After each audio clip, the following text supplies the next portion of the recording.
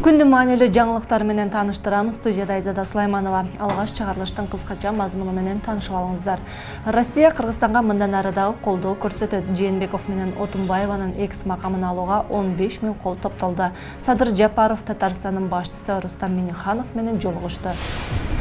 Кыргыз Республикасынын президенти Садыр Жапаров 24 февралда Татарстан Республикасынын башчысы Рустам Минниханов менен жолугушту. Жолугушууда кыргыз-татар эки тараптуу байланыштардын келечеги жөнүндө пикир алышуу болду. Садыр Жапаров Кыргызстан менен Татарстандын элдеринин маданиятын, тилин окшоштугу, бирдин жалпы каада салттар бириктирип турарын жана аларды колдоо зарылдыгын өзгөчө белгиледи. Кыргызстан бүгүнкү күндө Россиянын өнүккөн аймактарынын катарына кирген Татарстандагы ийгиликтерге канаттануу менен көз салып тургандыгын кошумчалады. Ал Рустам Миннихановдун кыргыз-татар эки тараптуу байланыштарын өнүктүрүүгө жана илгерилетүүгө ынта коюу менен мамиле кылгандыгы үчүн ыраазычылык билдирди.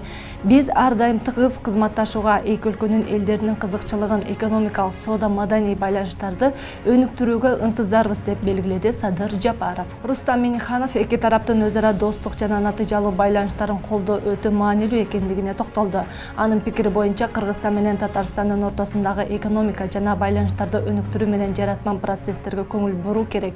Рустам Минниханов электрондук башкаруу, инфратүзүмдүк долбоорлорду ишке ашыруу жана башка чөйрөлөрдө тажрыйба алмашууга даяр экендигин билдирди. Россия Федерациясы Кыргызстанга мындан ары дагы колдоо көрсөтөт. COVID-19 пандемиясы менен күрөшүүдө дагы жардам бермекчи. Бул тууралуу Владимир Путин Кыргызстандын президенти Садыр Жапаровго билдиргенин РИА Новости жазды. Ал ошондой эле бул багытта кошумча чара көрүү керектиги боюнча кыргыз тараптын каалоосун Россия билерин айтты. Колдон келген бардык аракеттерди жасайбыз, сиздерди мындан ары колдойбуз, деди Путин. Сооронбай Жээнбеков менен Роза Отунбаеванын экс макамын алууга 15 000 кол топтолду. Бул тууралуу 24 KG агенттигине активист Чыңгыз Капаров билдирди. Анын айтымында Роза Отунбаева шайланган шайлоо атаандаштык менен өткөн эмес. Ал эми Сооронбай Жээнбеков 2020 жылы мөөнөтүнөн мурда отставкага кетти. Экөөнүн убагында тең өлкөдө жоготууларга учурады, дейт Чыңгыз Капаров. Демилгени парламентке өткөрүү үчүн 300 000 кол топтоо зарыл.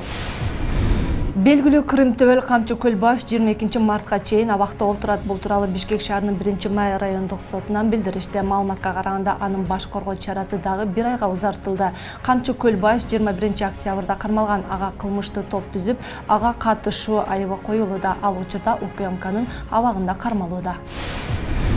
Кумтөр компаниясынын ишмердүүлүгүн текшере турган депутаттык комиссия мамлекеттик комиссия деп өзгөртүлдү. Тиешелүү токтом кече парламенттин жыйынында кабыл алынды. Аталган комиссияны Акылбек Жапаров жетектейт. Ал эми орун басары дагы бир депутат Үмөталы Кыдыралиев болот. Буга чейин депутаттык комиссия түзүлүп, текшерүү учурунда компаниянын эрежени сактаган-сактабагандыгын карап чыгуу айтылган. Бишкекте номер 70 мектеп 2 аптага карантинге жабылды. Бул тууралуу 24 KG агенттигине Бишкек шаардык башкармалыгынан билдиришти. Маалыматка караганда мектепте иштеген 2 мугалимден жана 2 окуучудан COVID-19 ырасталды.